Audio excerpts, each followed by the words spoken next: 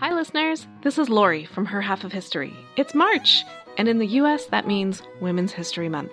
I'm celebrating with free-to-everyone bonus episodes every Monday, all month long. I'm also celebrating with a prize drawing where a listener like you will win some free Her Half of History merch. There are 4 ways to get yourself in the drawing. You can 1. Sign up as a supporter on Patreon, any level. 2. If you're already a Patreon supporter, bump up your current support level. This is cool anyway because if you go all the way to the Her Highness level of support, you get ad-free episodes and bonus episodes all in the same feed on your favorite app. 3. Make a one-time donation. Links to do any of those first 3 options are available on the website, herhalfofhistory.com, and also in the show notes of this episode. The 4th way to get in the drawing is give me a rating or review in your favorite podcast app. This last option doesn't send me any way to contact you, so to get in the drawing, you'll also have to email me a screenshot of it at herhalfofhistory@gmail.com. No matter which option you choose, you'll have my undying gratitude for your support. It really does make a difference as I tell the stories of women in history. Welcome to Her Half of History. My name is Lori. Before I begin today, a shout out to my new Patreon supporters, Andrew, Teresa, Michelle, and Maria. If you would like to be as intelligent, good-looking, and all-around fabulous as them, head over to patreon.com and look me up as Her Half of History or click on the link in the show notes. The current series is The History of Getting Hitched, and this is episode 9.1, Will You Marry Me? And Other Proposals. If you are a member of modern Western society, then you likely have a definite idea of the traditional marriage proposal. Boy meets girl. Boy likes girl. Some awkwardness ensues. Friends and neighbors make a lot of bad jokes. After a suitable period of courtship, boy buys a diamond ring, picks a romantic location, goes down on one knee to declare his everlasting love, and pops the question, "Will you marry me?" Girl pretends to be surprised, blushes, maybe even giggles before saying yes. Or no, but probably yes. And then it's all excitement and expense and still more expense until the wedding day. As a modern and enlightened couple, you and your significant other, if any, may have deviated from this script a little. The genders, ages, sequence order, or exact wording might change. You may, for example, have been as eloquent as my 12th grade English teacher, who told us he proposed to his wife in the old college dorm one day by saying, "Yeah, so I'm about to graduate and I need a new roommate. You want to get married?" You might think that an English major could plagiarize something a little more romantic, but the point is that he and you most certainly had that traditional proposal in the back of your mind, even if you deliberately chose to break with tradition in one aspect or another. What's interesting is that the traditional proposal is not all that old. Several of its elements are very recent. One is even a deliberate invention of the bridal industry, and many a historic couple would have been surprised or indeed horrified the whole idea. So let's break it down a little. The unspoken but absolutely solid assumption behind the script is that both participants are in fact still breathing. In ancient China, that was not a given. During the Shang dynasty, over 3,000 years ago, diviners did sometimes ask whether 2 deceased ancestors should get married.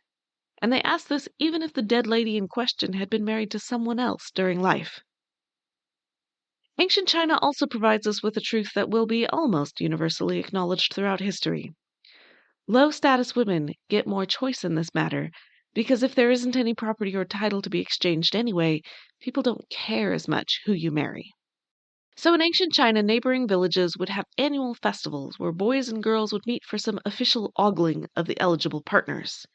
The exact customs varied, but in the state of Zheng, they picked flowers, held singing contests, and then exchanged the flowers, which meant you're now engaged. And I have to say that sounds eminently more sensible than some of the elaborate modern proposals. But there are reasons why, for a very large number of historical women, things were not as simple as that. One is property, as already mentioned. The other reason is the whole purpose of marriage. Our modern age is extraordinarily sentimental, with the idea that all you need is love, and that is the one essential criteria for a successful marriage.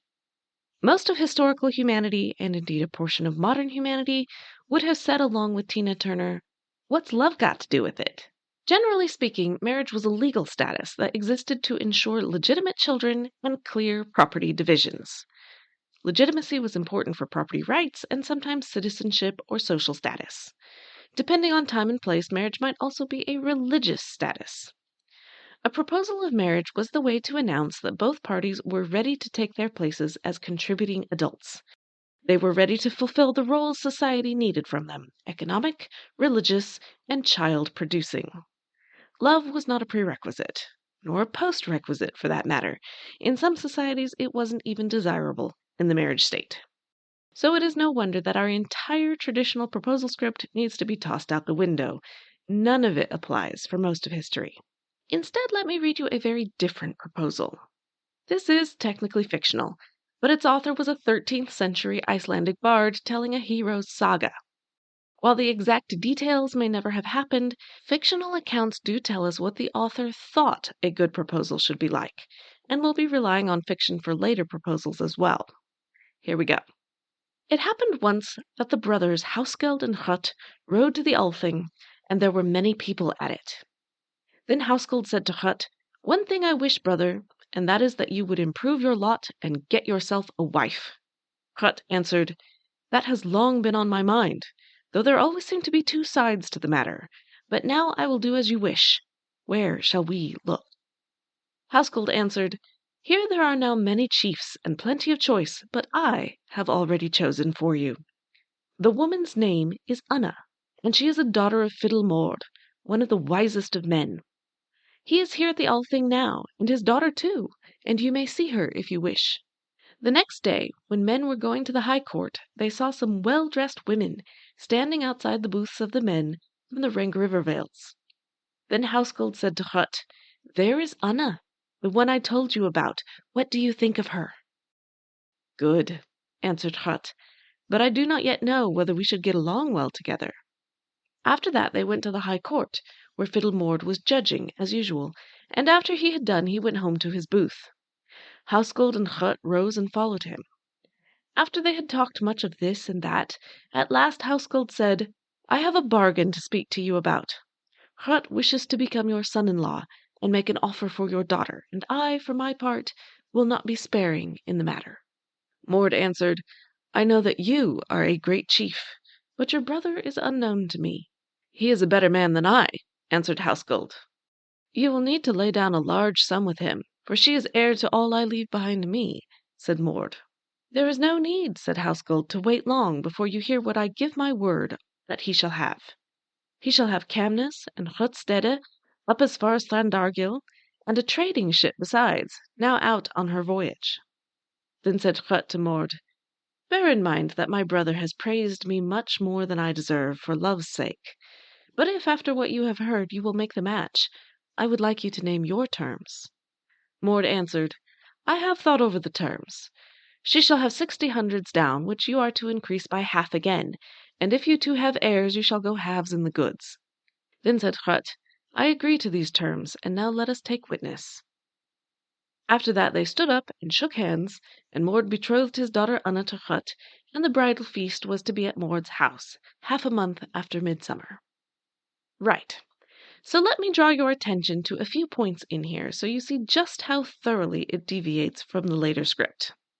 First, boy did not meet girl. Not only is this not the bride's idea, it's not even the groom's idea.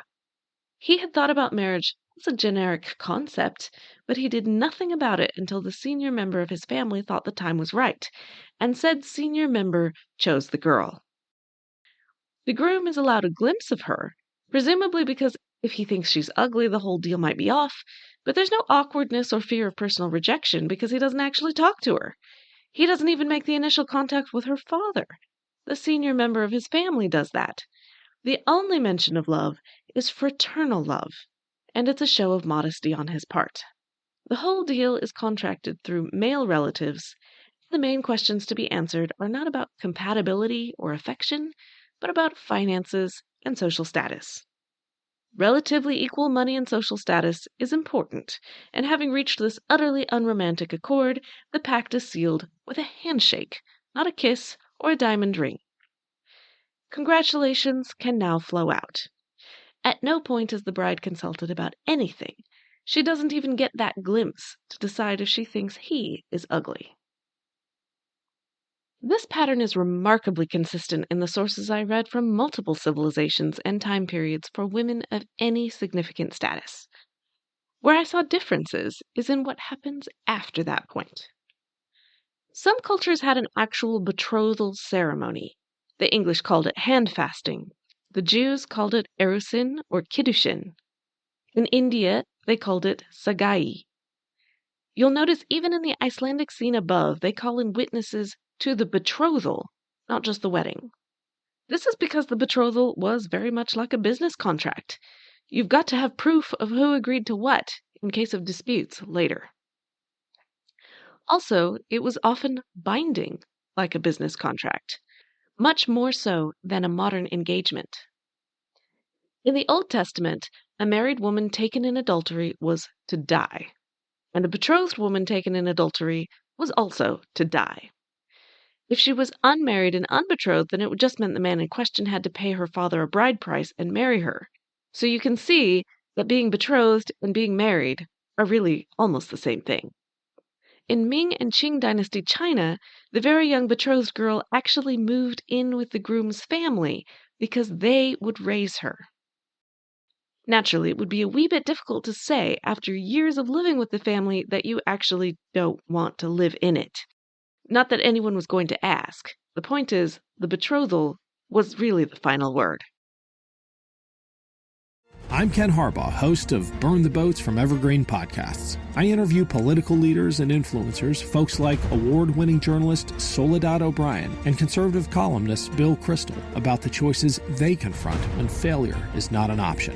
I won't agree with everyone I talk to, but I respect anyone who believes in something enough to risk everything for it. Because history belongs to those willing to burn the boats. Episodes are out every other week wherever you get your podcasts. Ancient Rome had an innovative idea that marriage should be between two consenting individuals, which means you've got to ask the bride to say I do at some point. But let's not run away with any egalitarian ideas here. Just how much ability to say no did a bride really have? Most betrothals were done when the bride was very young, like age 7, maybe 13 or 14 if the family was slow. In modern times, we don't consider consent at that age to have any validity. Betrothal was still basically a pact between two men. The length of the betrothal varied dramatically. Obviously, if the girl is still 7 years old, you will need to wait. But if the principal participants were older, there might be no reason to wait any longer than it took to prepare a wedding feast. Indeed, there might well be reasons not to wait. A 1649 Transylvanian ecclesiastical law book says keep it short, for two reasons. First, because if you wait, intimacy might develop. Remember, the purpose of marriage is legitimate children, so we don't need any complicating questions about, wait, just exactly how many months has it been? Second, because during a lengthy betrothal, the happy couple might become, shall we say, less happy.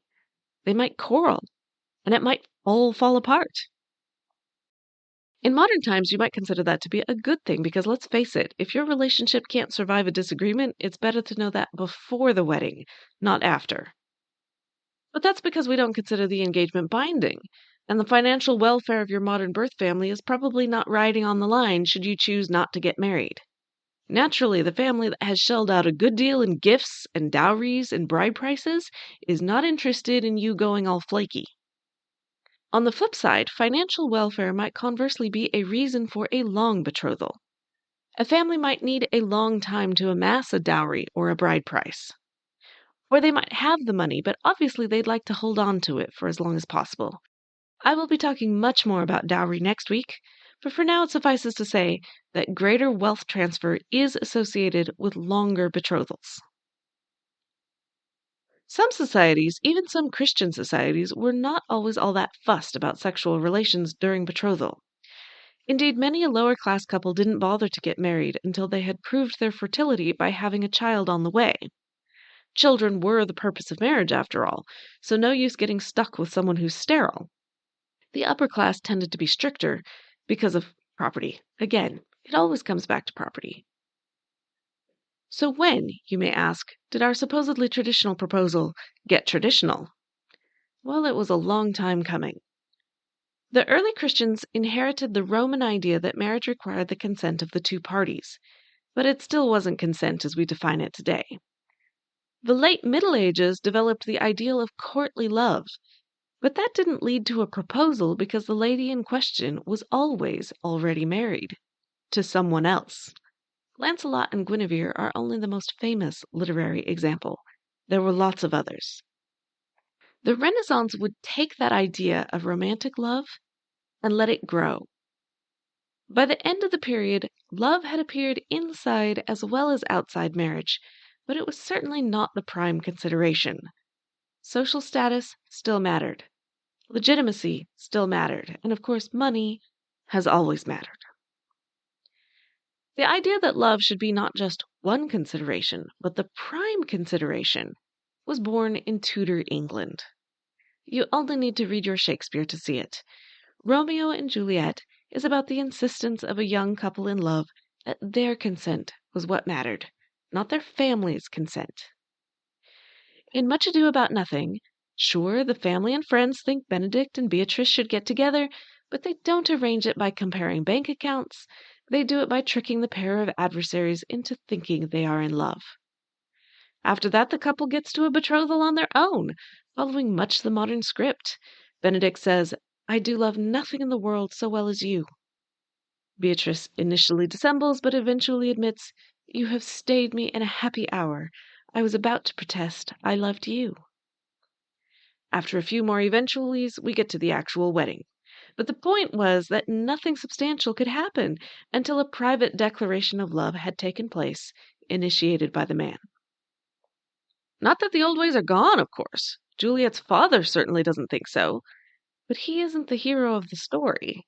The times, they were a-changin'. If we jump ahead in our British literature, you can see just how far the dial has swung in Jane Austen's mind. Pride and Prejudice is basically a manual in how not to propose. The odious Mr. Collins teaches us that you shouldn't start it by talking about yourself and another woman. Your bride needs to be in there somewhere. Mr. Darcy teaches us that you shouldn't explain why your bride is beneath you, but you just can't help yourself. Even if she actually is beneath you, both socially and financially. Mr. Bingley teaches us that when you are really in love, you shouldn't allow your relatives to talk you out of proposing. They have no right to determine in what manner you should be happy. The old considerations are all still there, of course. Rank, money, purity, etc. Charlotte Lucas certainly thinks so. She agrees to marry Mr. Collins within a day of his getting rejected by Elizabeth, and in explanation she says, "I ask only a comfortable home. And considering Mr. Collins's character, connection, and situation in life, I am convinced that my chance of happiness with him is as fair as most people can boast on entering the marriage state." Her view is the traditional one, the one most historical brides would have recognized, having not grown up watching Disney princesses and rom-coms. But again, Charlotte is not the heroine of the story. The relationship that women were starting to dream about was Elizabeth's, with a new and revised Mr. Darcy. Love reigns supreme is the message of Jane Austen, who never managed to get married herself. Imprudence is not a good idea, of course, and the way to manage the financial side of things is to take care that you fall in love with a man of good fortune. You'll notice that by this point a man is doing his own proposing and risking his own heartbreak, too. But he largely isn't doing it on bended knee. There is no consensus on when that became part of the script, but it definitely wasn't until well into the 19th century. The diamond ring is even later, but I will give that one its own episode, so hold that thought. The idea that the betrothal was binding was still around too, but it had mutated. A lady was allowed to change her mind. There was a man that wasn't. Unfair, yes, but there is a rationale. In theory, it is a lady's reputation, marriageability, and therefore financial welfare that suffers if a man breaks off the engagement, particularly if he had seduced her into a physical relationship based on a false promise of marriage. A man just didn't suffer the same consequences, which is deeply unfair. In theory, he suffered nothing more than temporary heartbreak and humiliation if his lady backed out. In practical terms, this meant that in many jurisdictions influenced by English law, a woman could sue for breach of promise and receive financial compensation. This happened in real life, but the well-known versions are fictional because it became fodder for the comedians. Charles Dickens used it, Gilbert and Sullivan used it, among others. Use of this law mostly faded as social norms changed, but the last claimant for it was as late as 1969, when Eva Haraldstad sued footballer George Best. It was settled out of trial for £500, and in 1970, England took that law off the books. Another change for you. What generally didn't change was the idea that the bride couldn't make the first move. But even in that, there were exceptions. In some of Northern Europe, there was a tradition that on Leap Day, February 29th, a woman could propose, and if the man turns her down, he has to compensate her with something. The exact thing varies from gloves to a fur coat. How often this was actually used, I have no idea. But it was widespread enough that by the turn of the 20th century, it too was fodder for a long string of jokes and postcards, which were the equivalent of today's memes. I'll put some on the website. There is at least one very famous woman who did propose, and she didn't wait for February 29th to do it. Victoria was queen. She proposed. Albert accepted. It would have been presumptuous in the extreme to do it the other way around. If you didn't happen to be queen regnant of a mighty empire, you mostly just had to wait for the groom to get with the program. There were various reasons for that. Society did not value forward, opinionated women, to which I say boo. But there were other reasons too. As dowry became less important, the groom's earnings potential became more so, which meant it was his financial readiness that mattered, not hers. What's less clear to me is why that particular aspect of the script has had such staying power.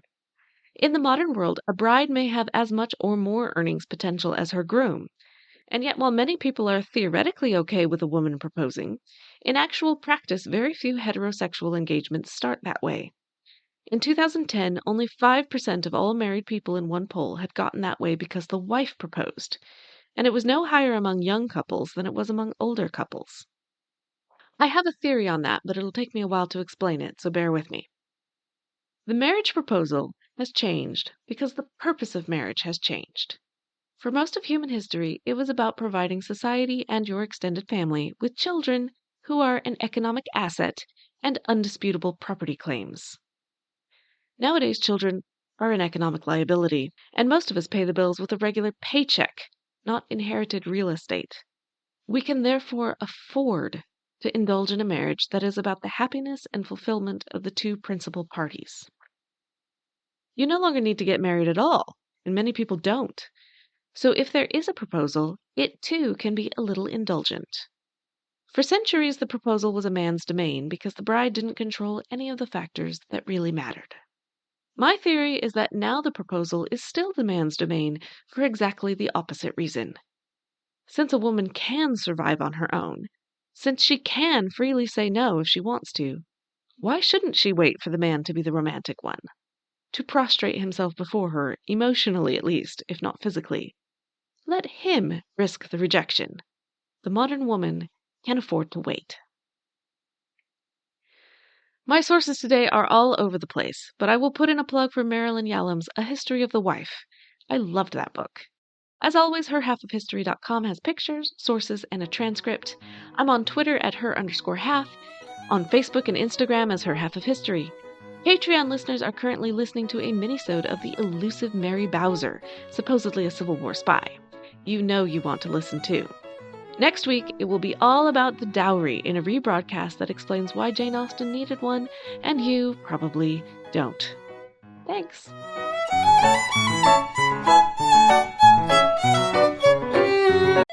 LifeLock, how can I help?